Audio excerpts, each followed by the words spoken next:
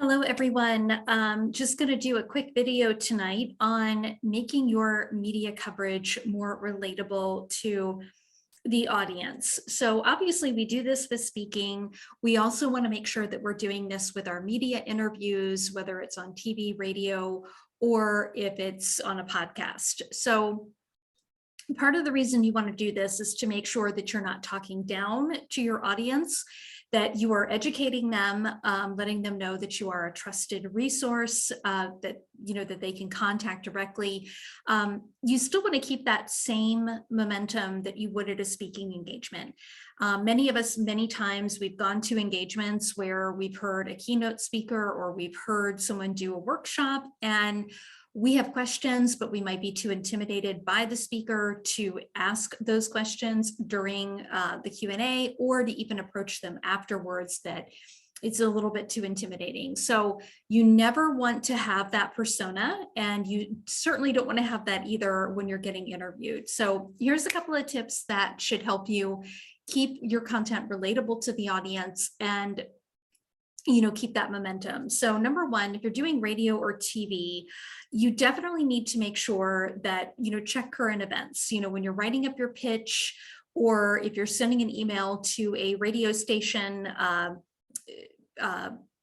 manager, and you want your content considered for you to do a quick spot on, whatever morning show that they have available, the program manager will usually review those.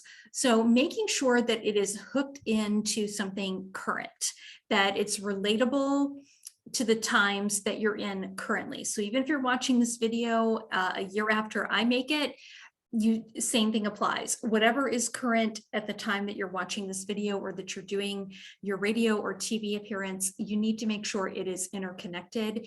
To give you an example, so clearly, there's still so many people that are looking for work. Then there's a certain amount of people that have been leaving their jobs. It's definitely an employee's market rather than an employer market. So you may want, if you speak to entrepreneurs, you may want to do a little segment or a pitch on, if you're looking at starting your own business, here are the top 5 things that I recommend that you do that could help you get started. So something that's relatable to what people are going through right now, what would help them right now to start their business. So consider, is this newsworthy? That's going to be number one. The second thing that you want to make sure of is that you know your audience. So let's just say you write up this pitch about the top 5 things that you need to have in place before you start your business, or 5 things that you wish that you would have known, or if you were starting your business today, these are the first 5 things you would do for those tips. So knowing your audience. So if you're doing a radio program, and maybe it's on an AM talk radio show, and then you're getting booked at the end of the day to speak on an FM radio program on the same topic. Make sure that you're doing just not a lot, but just a little bit of research, like who is their general listener? On the AM talk radio, is it mostly older individuals? Is it baby boomers? Is it millennials? That way you kind of know, there's certain terminology you may want to stay away from, or you may want to rework how you word certain phrases while you're on that show. And in the afternoon, the FM station could be most of the people listening to that are in their 20s. So you need to be relatable to that audience, especially if you are not in the same age bracket. I personally, I am 48 years old. I don't have that much in common with people who are in their 20s, but I can still relate to them and, make it fun and engaging. I don't want them to look at me and think, oh, this older woman, what is she going to be able to teach me? So think in terms of who the audience is. So know a little bit about the demographics. The next thing that you want to do is make sure, number 3 is solve whatever problem they're encompassing right now. So again, if it is for an actual, top 5 tips for entrepreneurs that you're sharing, what problems are they facing now? Is it because, hey, you've been an employee for a really long time and now you're going to be an entrepreneur? That's a totally different hat. Here's how you can make that transition easier. So make sure that you are solving their problem. I just have to put my glasses on here for a moment. The next thing I would tell you is to make sure that you have answers prepared. And when I say answers prepared, meaning that you never know what the show host is going to throw at you. And it could be, they're going to ask certain questions. If you don't have a list of questions that a host, podcast or radio host or TV host can ask you, get a list together, have 5 to 10 sample questions, make their job easier and make it easier on you so they can pull one of the questions from that list you gave them. And it helps the audience members as well. Now, if perchance they decide to throw a complete curveball at you on air and they're going to ask you a question that is related to what you've been invited to talk about, but you're not prepared for, this is where practicing really helps out. You want to practice some answers of what, an offshoot of what it could be, or just have some general answers prepared.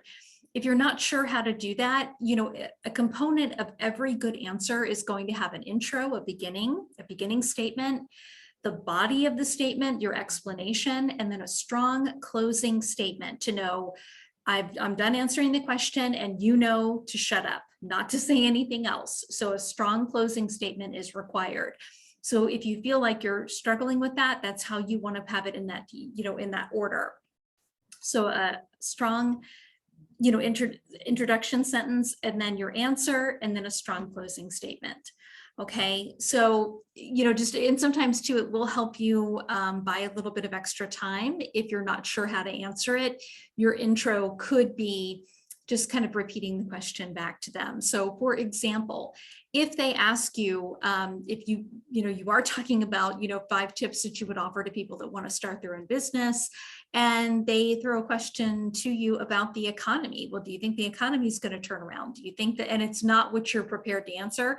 Well, as far as the economy is concerned right now, that is a great question. And here's why. Go into some type of makeshift answer, but always have something prepared for what I like to call offshoot or the legs of a question, because again, you never know where a reporter could go and you're on air. It's not like that you can stop them, and you need to be prepared for that. You never want to look unprepared. And then the last thing I would say in closing is definitely you do want to practice, but don't sound scripted to the point where you don't sound natural. You still want to have fun with it. You still want to be able to give answers, but don't sound so scripted to where you have practiced your answers so much that it sounds scripted and it sounds fake. So those are the top 5 tips that I would offer to you to help you, encompass your media interviews and be more relatable to the audience. I hope that helps, and I hope everybody has a great night.